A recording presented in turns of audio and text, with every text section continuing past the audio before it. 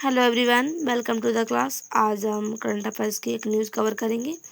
तो आइए देखते हैं। Cyber crime. साइबर क्राइम के बारे में तो आप सभी ने सुना ही होगा, क्योंकि जो साइबर क्राइम है वो आजकल बढ़ते ही जा रहा है। लोगों को इसके माध्यम से लोग ब्लैकमेल करने लगे, यानी कि जो लोग हैं वो तकनीक का गलत उपयोग करने लगे हैं और इससे लोगों को ब्लैकमेल करते हैं और डराते हैं और पैसे जो है अपने पास मंगवाते हैं। तो इसी बीच जो सुप्रीम कोर्ट है उन्होंने सख्त कार्रवाई जताई है और उन्होंने सीबीआई और सीडी से जो है जवाब मांगा है। उनके द्वारा यह कहा गया है कि जो यह साइबर क्राइम हो रहे हैं इनके ऊपर कोई कार्रवाई करवी जा रही है या नहीं करी जा रही है। इसके लिए जो है सुप्रीम कोर्ट ने जो है सीबीआई से जवाब मांगा है। सुप्रीम कोर्ट की कड़ी कार्रवाई। डिजिटल अरेस्ट घोटाले पर केंद्र और सीबीआई से जवाब तलब। फर्जी आदेशों से हो रही करोड़ों की ठगी। यानी कि जो यह घोटाले यानी कि जो साइबर क्राइम हो रहे हैं, इसी बीच में जो सुप्रीम कोर्ट है उन्होंने कड़ी कार्रवाई जताई है और उन्होंने यह कहा है जो केंद्र है और जो सीबीआई है उनसे यह जवाब मांगा है कि जो यह डिजिटल अरेस्ट हो रहे हैं इनके खिलाफ कोई भी कार्रवाई की जा रही है या नहीं की जा रही है, क्योंकि इससे करोड़ों लोगों का जो है पैसा है वो ठगा जाता है और यह जो फ्रॉड है वो बढ़ता ही जा रहा है। तो इसी से रिलेटेड ये न्यूज़ है। परिचय। हाल के महीनों में भारत में एक नया धोखाधड़ी का तरीका सामने आया जिसे डिजिटल गिरफ्तारी घोटाला कहा जा रहा है। यानी कि यह जो साइबर क्राइम है वो बढ़ता ही जा रहा है। यह भारत में हाल के दिनों में काफ़ी ज़्यादा हमको देखने को मिला है, क्योंकि इससे जो फ्रॉड करने वाले लोग हैं वह इसका जो है गलत उपयोग करने लगे हैं तकनीक का और लोगों को इसके माध्यम से ब्लैकमेल करते हैं और पैसे मंगवाते हैं। इसमें ठग लोग अपने आप को पुलिस, सीबीआई या सरकारी अधिकारी बताकर लोगों को डराते हैं और पैसे मंगवाते हैं। यानी कि जो यह फ्रॉड करने वाले लोग हैं वह अपने आप को पुलिस बताते हैं या सीबीआई या सरकारी अधिकारी बताते हैं, जिसके माध्यम से जो वह लोगों को डराते हैं और पैसे मंगाते हैं। यानी कि लोग इस के चलते डर जाते हैं कि जो पुलिस है वह पैसा मांग रही है, अगर हम पैसा नहीं देंगे तो जो पुलिस है हमको जेल में डाल देगी। इसीलिए जो लोग हैं वो डर जाते हैं और पैसे जो हैं भेज देते हैं। इस बढ़ते अपराध को देखते हुए सुप्रीम कोर्ट ने खुद संज्ञान यानी कि नोटिस लिया है। उनके द्वारा जो है सीबीआई और जो है सीडीआई से उनसे जो है जवाब मांगा गया है। डिजिटल गिरफ्तारी घोटाला क्या है? यह एक ऑनलाइन ठगी का तरीका है। यह जो है ऑनलाइन ठगी यानी कि जो है ऑनलाइन फ्रॉड, जो साइबर क्राइम के जो लोग हैं वह जो है ऑनलाइन के जरिए लोगों को ठगते हैं और पुलिस अधिकारी बताकर लोगों को ब्लैकमेल करते हैं और पैसे मंगवाते हैं। इसमें लोगों का कहना है कि आपका नाम किसी अपराध में आया तो अब किसी डिजिटल रूप से गिरफ्तार किया जाएगा। यानी कि अगर किसी भी व्यक्ति का जो नाम है वो अपराध में आ गया है तो उसको डिजिटल रूप से गिरफ्तार किया जा रहा है। कॉल करने पर अक्सर वीडियो कॉल, ईमेल या चैट के जरिए डर पैदा करते हैं। यानी कि जो साइबर क्राइम हो रहा है यह वीडियो कॉल, ईमेल या चैट के जरिए होता है। यानी कि एकदम से जो है वीडियो कॉल करेंगे और बोलेंगे हम पुलिस हैं और तुम्हारे ऊपर यह जो है फ्रॉड हुआ है और तुमको इसके लिए पैसे भेजने पड़ेंगे, नहीं तो तुमको जेल में डाल दिया जाएगा। इस प्रकार से जो है ब्लैकमेल करते हैं और लोग जो हैं वो डर जाते हैं और पैसे जो है ट्रांसफ़र कर देते हैं।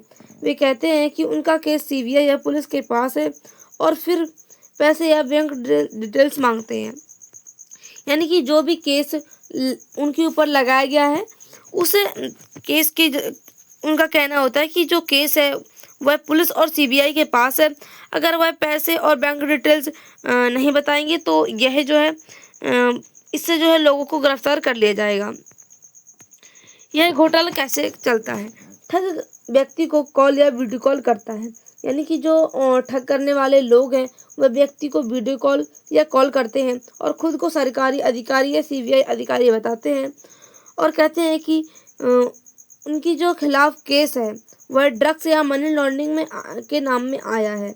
यानी कि जो ड्रग्स या फिर जो मनी लॉन्ड्रिंग है उसके नाम पर इनके ऊपर जो केस दर्ज किया गया है और इनके ऊपर जो है डिजिटल जो गिरफ्तारी है वह रखा जाएगा और फ़ोन बंद नहीं करना। उनके द्वारा यह भी कहा जाता है कि फ़ोन बंद नहीं करना, क्योंकि अगर लोगों ने जो है जो लोग नहीं डरते हैं वह फ़ोन वगैरह बंद कर लेते हैं, तो इसीलिए उनके द्वारा यह भी कहा जाता है कि फ़ोन बंद नहीं करना वरना तुमको है जो है गिरफ्तार कर लिया जाएगा।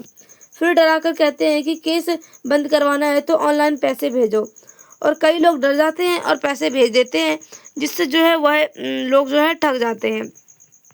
इसकी जो है जो साइबर क्राइम हो रहे हैं इसके मुख्य रूप से 3 तरीके हैं, जैसे कि इन्वेस्टमेंट स्कैम, यानी कि जो व्यक्ति होते हैं वो इसमें जो अपनी इन्वेस्टमेंट करते हैं उनको जो है लेने के लिए स्कैम होता है, डिजिटल अरेस्ट स्कैम और वॉश स्कैम।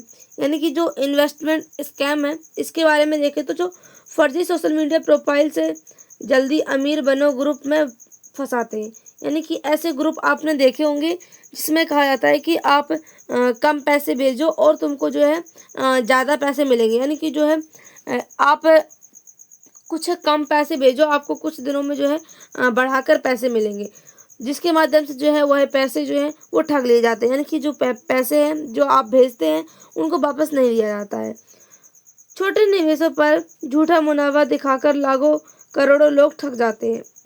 यानी कि कहते हैं कि आप जैसे कि 50 रुपये भेजेंगे तो आपके कुछ दिनों में ही जो है 150 या फिर जो है 1000 रुपये हो जाएंगे। इसके माध्यम से जो लोग हैं वो लालच में आकर जो है जो पैसे हैं वो भेज देते हैं और वह ठग जाते हैं, क्योंकि उनके पास जो है उनका जो बैंक डिटेल्स है वो चली जाती है, जिसके कारण से उनके जो बैंक में जितने भी पैसे होते हैं वो ठग लेते हैं उनको।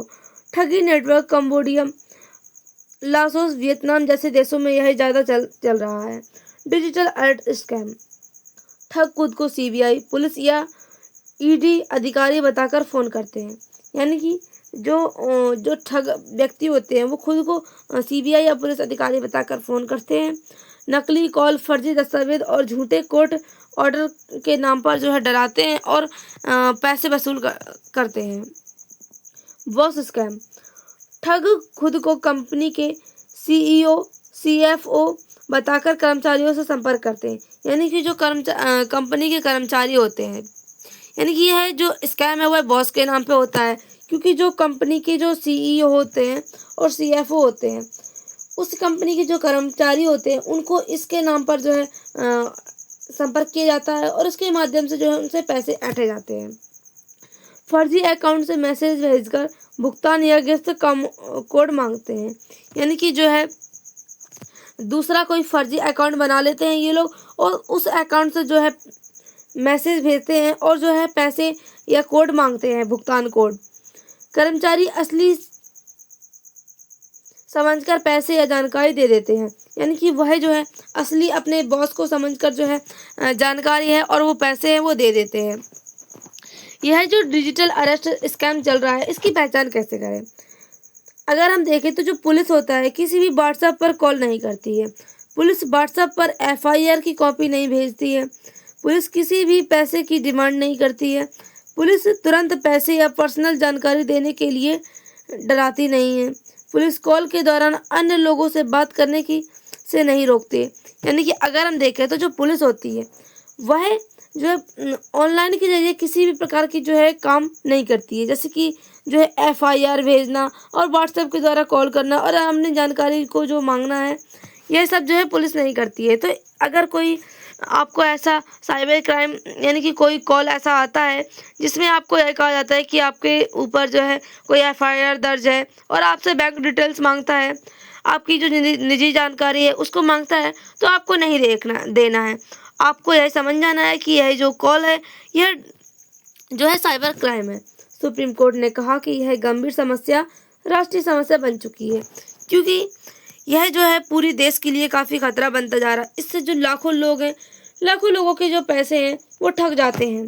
लोग डर और झूठी गिरफ्तारी के डर से ठगों के साझे में आ जाते हैं। यानी कि जो है जो ठग होते हैं वह लोग जो होते हैं वो इनके जो बातों से जो है डर जाते हैं और जो है अपने पैसे जो है इनको ट्रांसफ़र कर देते हैं और यह पूरी तरह से ठग जाते हैं। यह देश की डिजिटल सुरक्षा और जनता के विश्वास के लिए खतरा बनता जा रहा है। क्योंकि अगर हम देखें तो जो यह ठगे वाले लोग हैं, यह पुलिस और सीबीआई का जो है सहारा लेकर जो है लोगों को बताते हैं। तो इससे जो लोगों के मन में जो है सरकार के और जो पुलिस के खिलाफ जो है विश्वास है वह कम होता जा रहा है। कोर्ट ने कहा कि सरकार को तुरंत इस पर कार्रवाई करनी होगी। सुप्रीम कोर्ट ने क्या कदम उठाए?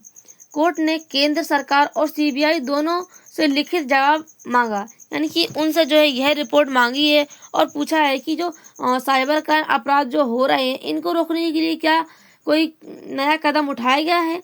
ठगों को पकड़ने के लिए कोई विशेष जांच चल रही है या नहीं चल रही है। लोगों को जागरूक करने के लिए कोई अभियान चलाए जा रहे हैं या नहीं चलाए जा रहे हैं।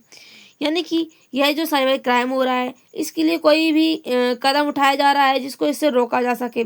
और जो यह ठग है इनको पकड़ने के लिए कोई भी जांच की जा रही है या नहीं की जा रही है।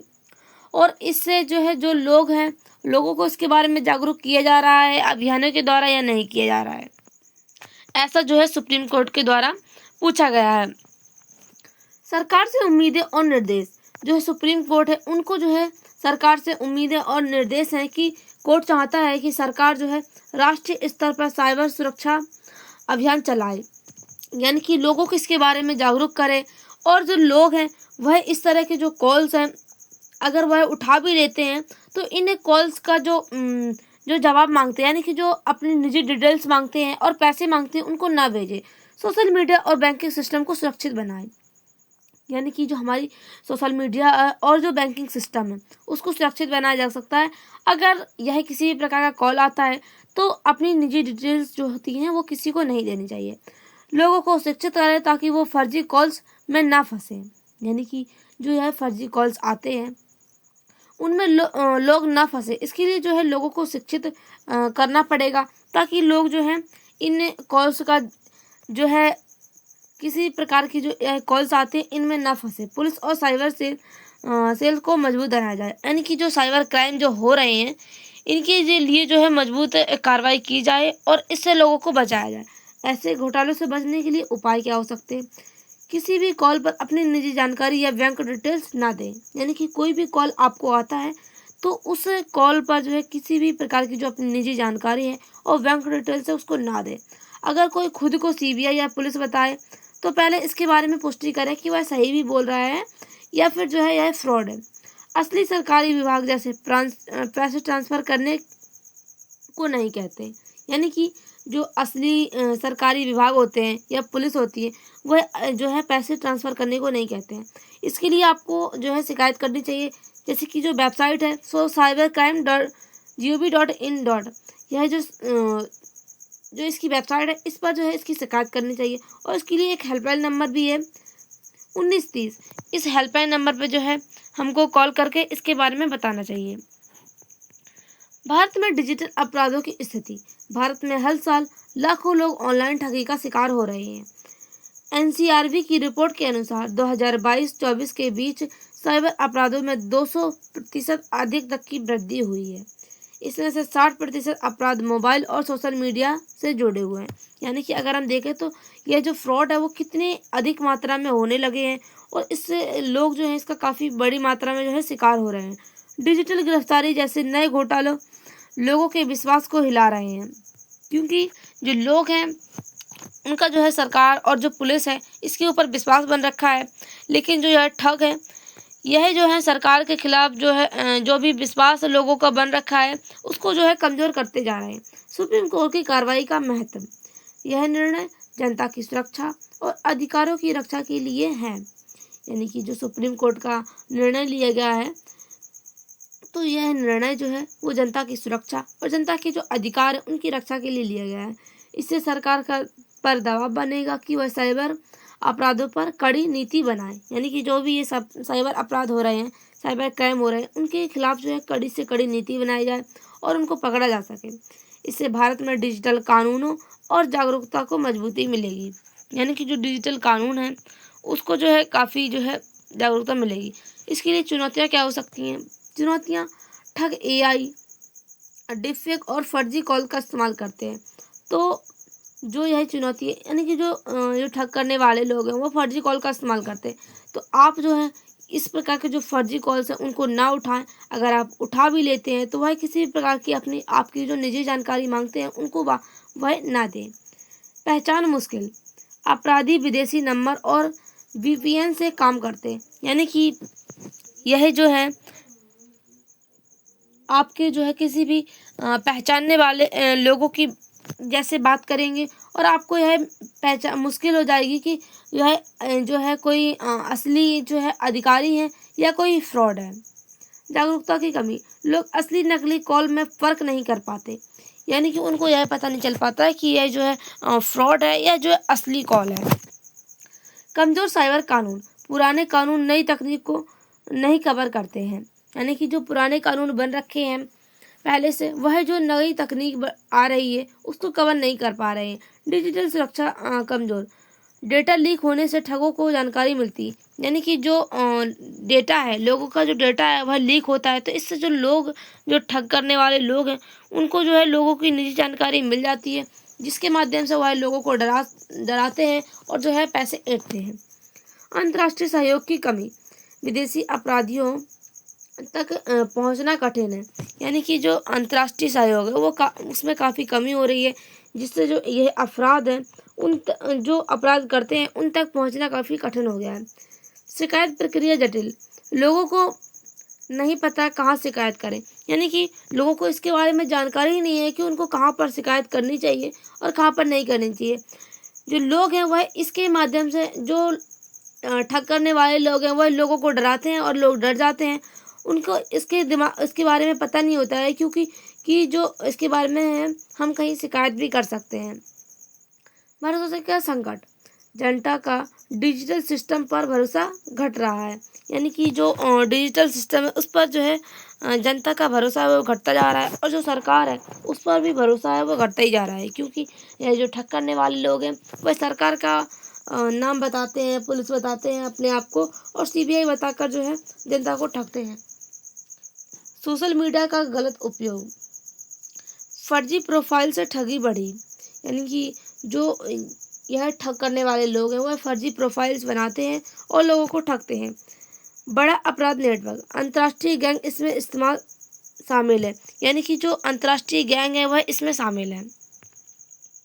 इससे नुकसान क्या हो सकते हैं? आर्थिक नुकसान, लोग डर कर ठगों को लाखों रुपए ट्रांसफर कर देते हैं, यानी कि इससे आर्थिक नुकसान यह हो सकता है कि जो लोग हैं यानी कि जो ठग करने वाले लोग हैं वह लोगों को डराते हैं और लोग जो है वो डर जाते हैं और जो पैसे है वो ट्रांसफ़र कर देते हैं। मानसिक तनाव, डर, घबराहट और चिंता से कई पीड़ित मानसिक आघात हो जाते हैं, यानी कि जो लोग हैं अगर जो ठग करने वाले लोग हैं वो डराते हैं तो लोग जो है डर जाते हैं और घबराहट और चिंता के मारे जो पीड़ित लोग हैं वह मानसिक आघात हो जाते हैं। डिजिटल सिस्टम पर विश्वास, लोग जो है सरकारी या ऑनलाइन कॉल्स पर विश्वास करना बंद कर देते हैं, यानी कि इस प्रकार के जो कॉल्स होते हैं फ्रॉड कॉल्स, तो इसके माध्यम से जो लोग हैं वो सरकारी और या ऑनलाइन जो कॉल्स होते हैं उन पर विश्वास करना बंद कर देंगे। निजी जानकारी की चोरी, यानी कि इससे जो है निजी जानकारी की चोरी हो रही है, जिसके माध्यम से जो ठग है बैंक डिटेल्स, आधार, फोटो आदि चुरा लेते हैं और जो है इसके माध्यम से लोगों को डराते हैं और पैसे ऐंठने की कोशिश करते हैं। देश की छवि पर असर, विदेश में भारत की साइबर सुरक्षा पर सवाल उठ रहे हैं, यानी कि जो भारत की साइबर सुरक्षा है इस पर जो है सवाल उठ रहे हैं, क्योंकि यह जो फ्रॉड है वह भारत में काफ़ी ज़्यादा मात्रा में हो रहा है और काफ़ी ज़्यादा ही इससे जो लोग हैं उनको काफ़ी नुकसान हो रहा है। कानूनी और जांच में देरी, मामलों की जांच लंबी चलती है और जिससे अपराधी बच निकलते हैं, यानी कि जो कानून है कानून में इस मामलों की जो जांच होती है वो काफ़ी लंबी चलती है, जिससे जो अपराधी होते हैं वो बच निकलते हैं। सोशल मीडिया पर डर का माहौल, लोग फर्जी खबरों या कॉल से परेशान रहते हैं, यानी कि लोगों को यह डर रहता है कि कभी भी फर्जी कॉल्स आ सकता है और कभी भी परेशान कर सकता है। लेकिन जो लोग हैं अगर उनको इसके बारे में जानकारी रहेगी कि अगर यह फर्जी कॉल्स वगैरह आते हैं तो उनको जो है इसकी शिकायत करनी चाहिए। सरकारी एजेंसियों की विश्वसनीयता कम होगी, यानी कि जो लोगों का सरकार की जो एजेंसियां हैं उन पर विश्वास है वह कम हो जाएगा। ठग सरकारी नाम का दुरुपयोग करते हैं, जिससे जनता का भरोसा कम होता है। यानी कि जो जनता का भरोसा सरकार के ऊपर है वह कम होता जा रहा है इन जो है ठगों के कारण। निष्कर्ष, डिजिटल गिरफ्तारी घोटाले दिखाते हैं कि तकनीक का गलत इस्तेमाल कितना खतरनाक हो सकता है। यानी कि जो डिजिटल गिरफ्तारी वाले लोग हैं, यानी कि जो ठग हैं, वह यही भी बताते हैं कि जो तकनीक है उसका कितना खतरनाक उपयोग हो सकता है। सुप्रीम कोर्ट का यह कदम देश में साइबर सुरक्षा को मजबूत करेगा और दिशा में बड़ा कदम होगा। यानी कि जो साइबर सुरक्षा की जो दिशा है उसके लिए यह मजबूत कदम होगा, जिससे जो है साइबर सुरक्षा जो है हमारे देश में हो सकती है।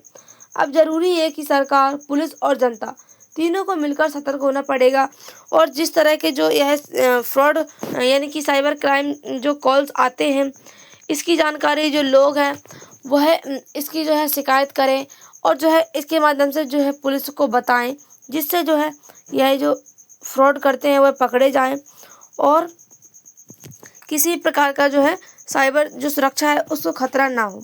Thank you. मिलते हैं अगले करंट के न्यूज़ के साथ।